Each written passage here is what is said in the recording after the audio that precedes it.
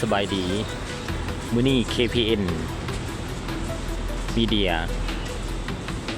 นำพาทานมาอัปเดตเบิ่งจุดอีกจุดหนึ่งที่เป็นอย่างเศรษฐกิจของจีนเนาะซึ่งเป็นเขตพิเศษที่ว่ามีเศรษฐกิจเจริญเติบโตซึ่งเป็นชุมชนคนจีนเนาะนักลงทุนจีนมาดำเนินธุรกิจอยู่ในนครหลวงเวียงจันทน์นั่นก็แม่นตลาดซังเกียงช้อปปิ้งมอลล์เนาะภาพที่ท่านเห็นในตอนหน้านี้ก็คือศูนย์การค้าซังเกียงเนาะซึ่งตลาดแห่งนี้ถือว่ามีความเจริญหลายสินค้าส่วนใหญ่สินค้าหลักๆก็คือเป็นสินค้าที่นำเข้าจากประเทศจีนเป็นส่วนใหญ่ส่วนหลายก็เป็นสินค้าอิเล็กทรอนิกส์เสื้อผ้าและก็เครื่องใช้จำนวนหนึ่งเราจะไปติดตามเบิ่งภาพหลายๆมุมของการพัฒนาที่มีการเจริญเติบโตอย่างต่อเนื่องในเขตเศรษฐกิจแห่งนี้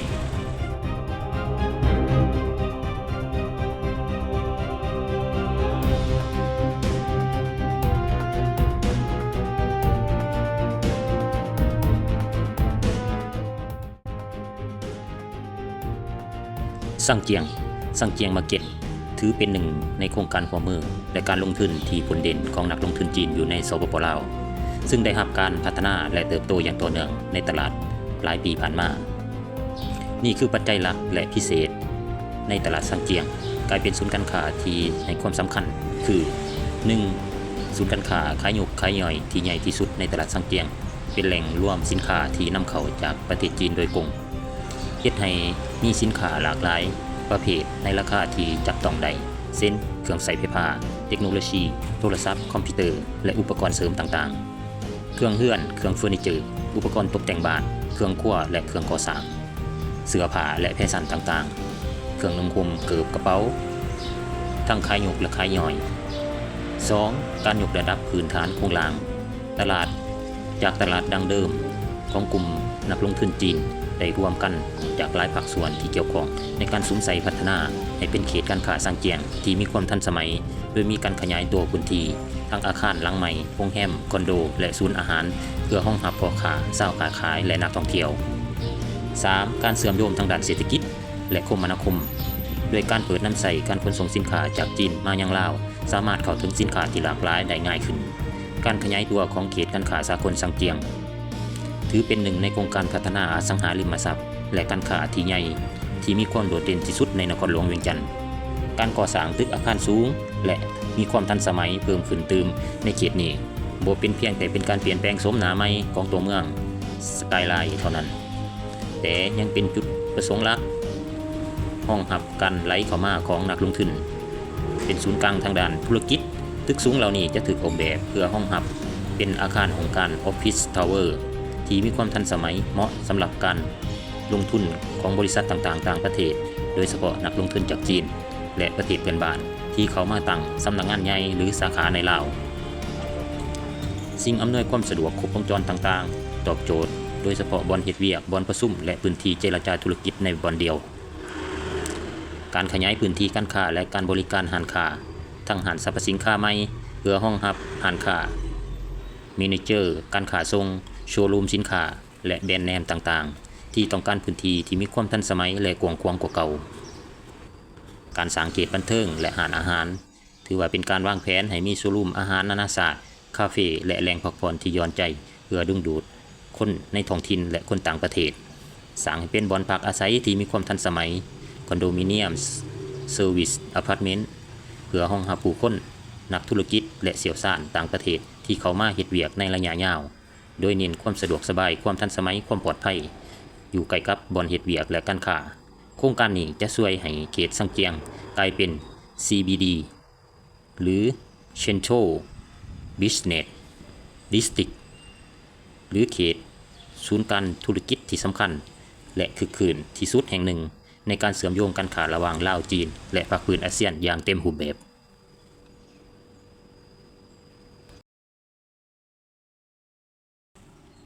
ศูนย์การค้าซังเกียงช้อปปิ้งเซ็นเตอร์ถือเป็นย่านการค้าและศูนย์ธุรกิจจีนที่ใหญ่มีประวัติศาสตร์มาอย่างยาวนานในนครหลวงเวียงจันทน์สำหรับอนาคตต่อหน้าแนวโน้มความเจริญรุ่งเรืองของซังเกียง คาดว่าจะพัฒนาและเปลี่ยนโฉมหน้าใหม่ไปใน3รูปแบบหลักที่โดดเด่นที่สุดดังนี้ 1. การเป็นศูนย์การค้าและโลจิสติกส์แบบครบวงจรด้วยที่ตั้งที่อยู่ใกล้กับใจกลางเมืองและสนามบินสากลวัดไตซังเกียงจะยกระดับจากเพียงแต่ตลาดขายยกขายย่อยไปสู่การเป็นศูนย์กระจายสินค้าและคลังสินค้าที่อัจฉริยะ E-commerce integration จะมีการเชื่อมโยงระหว่างการค้าแบบมีหน้าห้านออฟฟิศและออนไลน์หลายขึ้นห้านค้าต่างๆจะหันมาใส่ระบบการชำระเงินดิจิตอลและเป็นจุดพักจุดกระจายสินค้าที่สั่งจากจีนโดยตรงโลจิสติกส์ที่ทันสมัยการขนส่งสินค้าเข้าออกจะมีระบบและความว่องไวกว่าเก่าเพื่อรองรับการขยายตัวของเส้นทางรถไฟลาวจีน 2. การหันเป็นย่านธุรกิจหรือการบริการที่ทันสมัย Modern Business and Service District รูปแบบกายภาพของซังเกียงจะมีความเป็นตัวเมืองที่ทันสมัยหลายขึ้นเพื่อดึงดูดกลุ่มลูกค้าใหม่ๆที่บ่แม่นแต่กลุ่มซื้อเครื่องอุปโภคบริโภคทั่วไป